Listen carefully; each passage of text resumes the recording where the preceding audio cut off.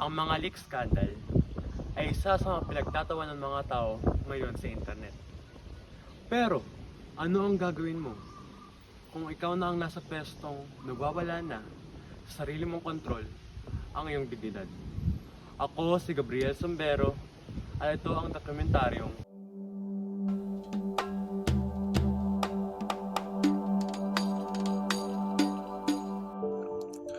Ang aming team ay nagnanais magbigay liwanag sa nakagigimbal na katotohanan ng mga regular na tao na nakakaranas sa mga leak scandals. Sa kabila ng malawakang pangyayari, madalas na nagbubulag-bulagan tayo sa napamamasak na epekto nito sa mga biktima. Subaybayan natin at kilalanin ang karanasan ng isang biktima na maaari nating itago sa pangalang Inday. Isang hapon nang ako ay umuwi ng bahay,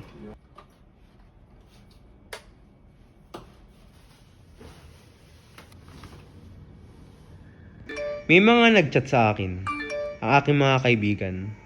Naglalaman ito ng mga mensahe na, nakita mo na ba? Alam mo ba yun? Okay ka lang ba? Paano mo nagawa yun? At marami pang iba. Kaka-break up pa lang namin ng aking jowa kaya't ako ay may dinadama pa ring sakit. Nang nakita ko ang mga mensahe ay agad akong kinabahan. Nang sagutin ko ang kanilang tanong, ha, ano meron? Doon nagsimula ang aking bangungot na dadamhin ko sa buong buhay.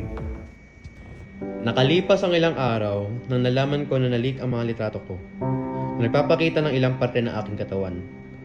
Aking ding napag-alamanan na ang nagkalat nito ay ang aking dating jowa. Sa mga pagkakataong kakaalam ko pa lang, hindi ako makapaniwala. Hindi ito pwede. Hindi ito maaari. Yan na lamang ang mga salitang aking nasambit. Sobrang gulat ko sa nangyari. alam ko ang nalaganap na sa maraming tao ang mga litrato ko na yun. Sobrang bumigat ang aking pakiramdam dahil hindi ko inaakalang magagawa niya iyon.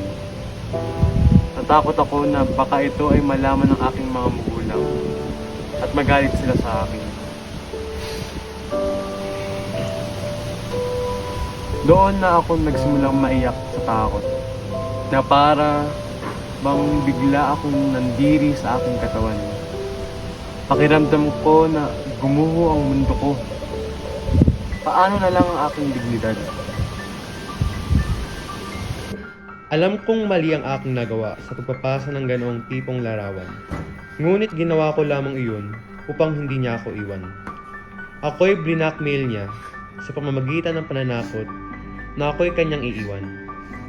Hindi man ito kaaya-aya isipin, ngunit ako'y nabulag ng pag-ibig.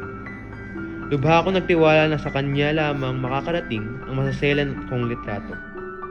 Ano, hindi ka na mapapasok? Ang lagi kong naririnig araw-araw. Ngunit masasakit ito dahil hindi ko masabi ang mga dahilan sa aking mga mahal sa buhay. Ilang buwan na ang nakalipas mula ng insidente ito. Ako ay patuloy pa rin lumalaban sa mga nangyari. Ngunit, sa kabila nito, nandito pa rin ang sakit na aking nadarama sa araw-araw. Hindi ko pa rin matanggap na ang sarili kong dignidad ay natapakan sa isang ito.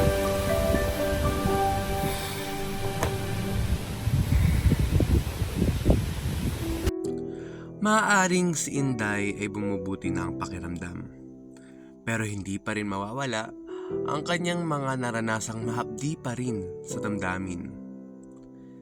Hindi lang si Inday ang mga nakakaranas ng mga ganito. Ang bilang ng mga taong naapektuhan ng leak scandals ay nakakagulat dahil ang trauma at mga kahinatnan ay pangmatagalan at personal.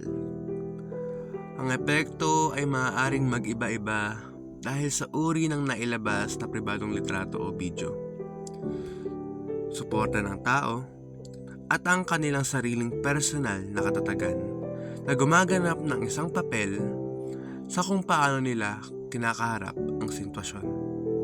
Maaari nating sabihin na di natin maitatago pa ang katotohanan na ito'y nangyari na sa kanila. At diyan nagtatapos ang ating dokumentaryo sa araw na ito. Sa ating mga manonood, magsilbi sana itong aral na lagi nating respetuhin ang isa't isa. Sa mga in love dyan, huwag kayong magpapabulag sa pag-ibig. At lagi niyong alamin ang inyong limitasyon sa pagmamahal. Muli, ako si Gabriel Sombero at ito ang